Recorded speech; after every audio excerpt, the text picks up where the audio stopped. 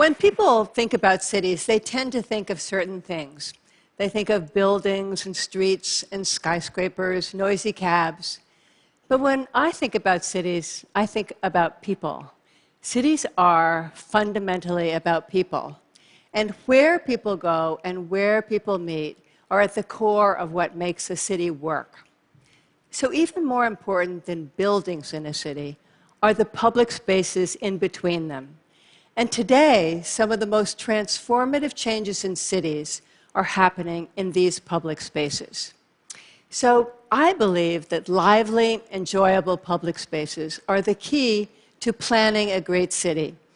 They are what makes it come alive. But what makes a public space work? What attracts people to successful public spaces? And what is it about unsuccessful places that keeps people away? I thought if I could answer those questions, I could make a huge contribution to my city. But one of the more wonky things about me is that I am an animal behaviorist. And I use those skills not to study animal behavior, but to study how people in cities use city public spaces. One of the first spaces that I studied was this little vest bucket park called Paley Park in Midtown Manhattan. This little space became a small phenomenon. And because it had such a profound impact on New Yorkers, it made an enormous impression on me. I studied this park very early on in my career because it happened to have been built by my stepfather. So I knew that places like Paley Park didn't happen by accident. I saw firsthand that they required incredible dedication and enormous attention to detail. But what was it about this space that made it special and drew people to it?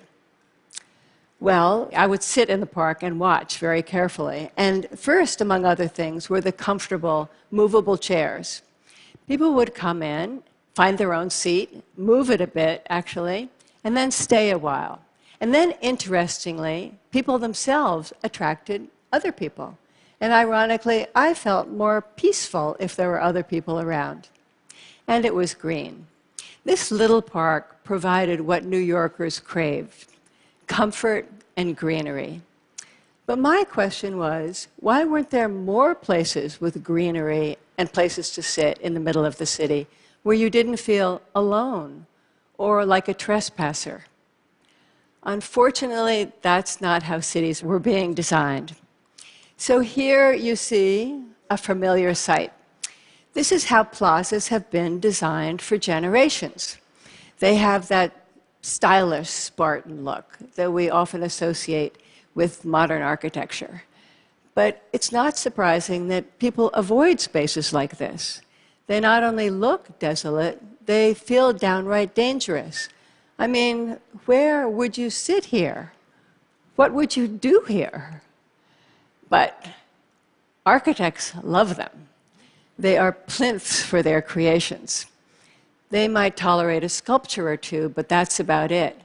And for developers, they are ideal. There's nothing to water, nothing to maintain, and no undesirable people to worry about. But don't you think this is a waste? For me, becoming a city planner meant being able to truly change the city that I lived in and loved.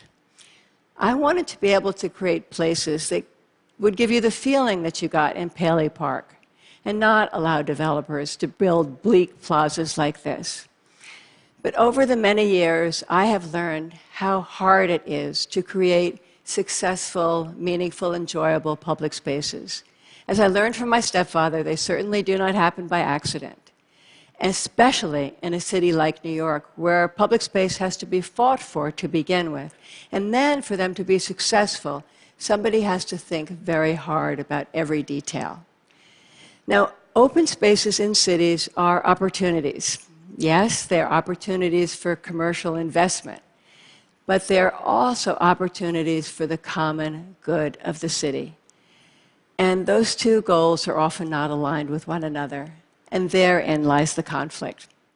The first opportunity I had to fight for a great public open space was in the early 1980s when I was leading a team of planners at a gigantic landfill called Battery Park City in Lower Manhattan on the Hudson River. And this sandy wasteland had lain barren for 10 years.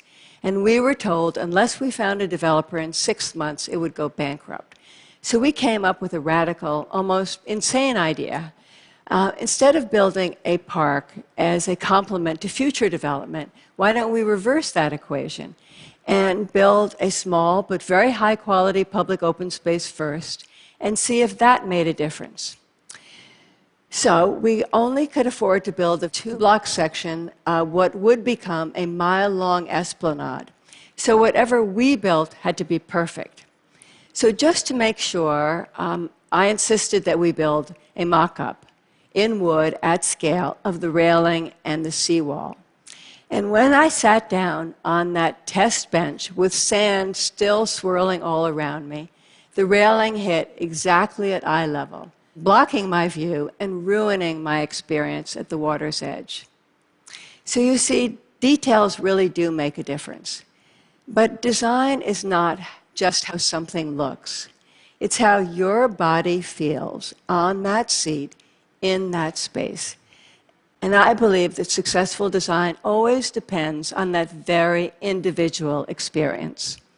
In this photo, everything looks very finished. But that granite edge, those lights, the back on that bench, the trees and planting, and the many different kinds of places to sit were all little battles that turned this project into a place that people wanted to be. Now, this proved very valuable 20 years later when Michael Bloomberg asked me to be his planning commissioner and put me in charge of shaping the entire city of New York. And he said to me on that very day, he said that New York was projected to grow from 8 to 9 million people. And he asked me, so where are you going to put 1 million additional New Yorkers? Well, I didn't have any idea.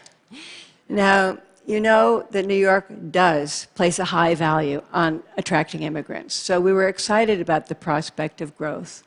But honestly, where were we going to grow in a city that was already built out to its edges and surrounded by water?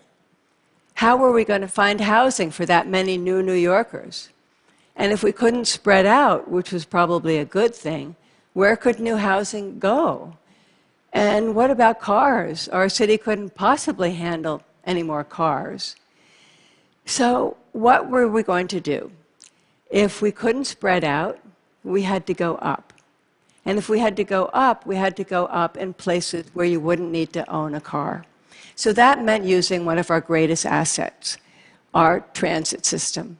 But we had never before thought of how we could make the most of it. So here was the answer to our puzzle. If we were to channel and redirect all new development around transit, we could actually handle that population increase, we thought. And so here was what the plan, what we really needed to do. We needed to redo our zoning. And zoning is a city planner's regulatory tool, and basically reshape the entire city, targeting where new development could go and prohibiting any development at all in our car-oriented suburban-style neighborhoods. Well, this was an unbelievably ambitious idea. Ambitious because communities had to approve those plans. So how was I going to get this done? By listening. So I began listening. In fact, thousands of hours of listening just to establish trust. You know, communities can tell whether or not you understand their neighborhoods. It's not something you can just fake. And so I began walking. I can't tell you how many blocks I walked in sweltering summers and freezing winters, year after year, just so I could get to understand the DNA of each neighborhood and know what each street felt like. I became an incredibly geeky zoning expert, finding ways that zoning could address communities' concern. So little by little, neighborhood by neighborhood, block by block, we began to set height limits so that all new development would be predictable and near transit. Over the course of 12 years, we were able to rezone 124 neighborhoods, 40% of the city, 12,500 blocks, so that now 90% of all new development in New York is within a 10-minute walk of a subway. In other words, nobody in those new buildings needs to own a car. Well, those rezonings were exhausting and enervating and important, but rezoning was never my mission. You can't see zoning, and you can't feel zoning. My mission was always to create great public spaces. So in the areas where we zoned for significant development, I was determined to create places that would make a difference in people's lives. Here you see what was 2 miles of abandoned, degraded waterfront in the neighborhoods of Greenpoint and Williamsburg in Brooklyn. Impossible to get to and impossible to use. Now, the zoning here was massive, so I felt an obligation to create magnificent parks on these waterfronts. And I spent an incredible amount of time on every square inch of these plans. I wanted to make sure that there were tree-lined paths from the upland to the water, that there were trees and plantings everywhere, and of course, lots and lots of places to sit. Honestly, I had no idea how it would turn out. I had to have faith, but I put everything that I had studied and learned into those plans. And then it opened, and I have to tell you, it was incredible. People came from all over the city to be in these parks. I know they changed the lives of the people who lived there, but they also changed New Yorkers' whole image of their city. I often come down and watch people get on this little ferry that now runs between the boroughs. And I can't tell you why, but I'm completely moved by the fact that people are using it as if it had always been there. And here is a new park in Lower Manhattan. Now, the water's edge in Lower Manhattan was a complete mess before 9/11. Wall Street was essentially landlocked because you couldn't get anywhere near this edge. And after 9/11, the city had very little control. But I thought if we went to the Lower Manhattan Development Corporation and got money to reclaim this 2 miles of degraded waterfront, that it would have an enormous effect on the rebuilding of Lower Manhattan. And it did. Lower Manhattan finally has a public waterfront on all 3 sides. I really love this park. You know, railings have to be higher now, so we put bar seating at the edge. And you can get so close to the water, you're practically on it. And see how the railing widens and flattens out so you can lay down your lunch or your laptop. And I love when people come there and look up and they say, wow, there's Brooklyn, and it's so close. So what's the trick? How do you turn a park into a place that people want to be? Well, it's up to you, not as a city planner, but as a human being. You don't tap into your design expertise, you tap into your humanity. I mean, would you want to go there? Would you want to stay there? Can you see into it and out of it? Are there other people there? Does it seem green and friendly? Can you find your very own seat? Well, now, all over New York City, there are places where you can find your very own seat. Where there used to be parking spaces, there are now pop-up cafes. Where Broadway traffic used to run, there are now tables and chairs. Where 12 years ago sidewalk cafes were not allowed, they are now everywhere. But claiming these spaces for public use was not simple, and it's even harder to keep them that way. So now I'm going to tell you a story about a very unusual park called the High Line.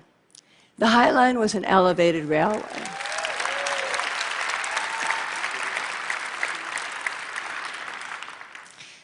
The High Line was an elevated railway that ran through 3 neighborhoods on Manhattan's west side. And when the train stopped running, it became a self-seated landscape, a kind of a garden in the sky. And when I saw it the first time, honestly, when I went up on that viaduct, I fell in love the way you fall in love with a person, honestly. And when I was appointed, saving the first 2 sections of the High Line from demolition became my first priority and my most important project. I knew if there was a day that I didn't worry about the High Line. It would come down. And, you know, the High Line, even though it is widely known now and phenomenally popular, it is the most contested public space in the city. I mean, you might see a beautiful park, but not everyone does. You know, it's true. Commercial interests will always battle against public space. I mean, you might say, how wonderful it is that more than 4 million people come from all over the world to visit the High Line. Well, a developer sees just one thing: customers. Hey, why not take out those plantings and have shops all along the High Line? Wouldn't that be terrific? And won't it mean a lot more money for the city? Well, no, it would not be terrific. It would be a mall and not a park. You know,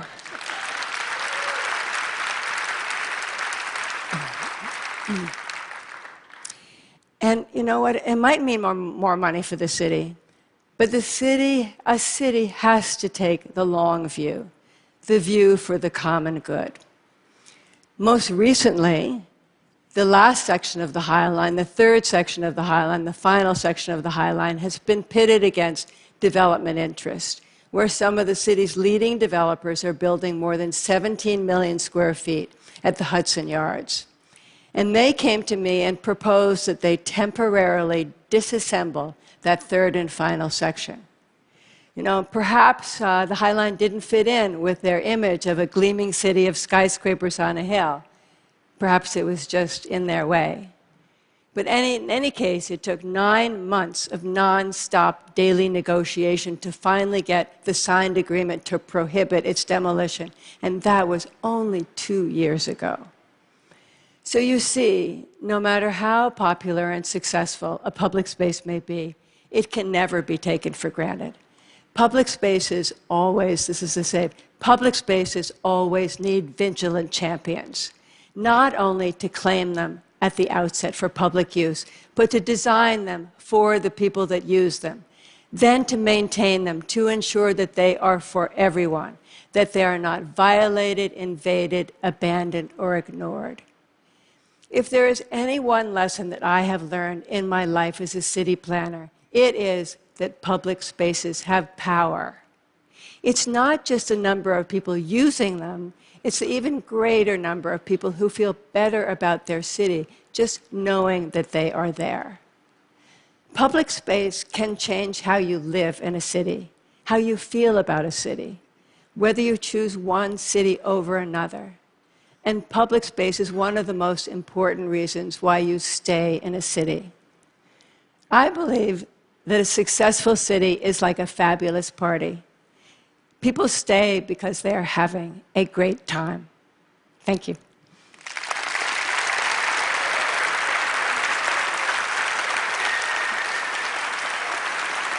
Thank you.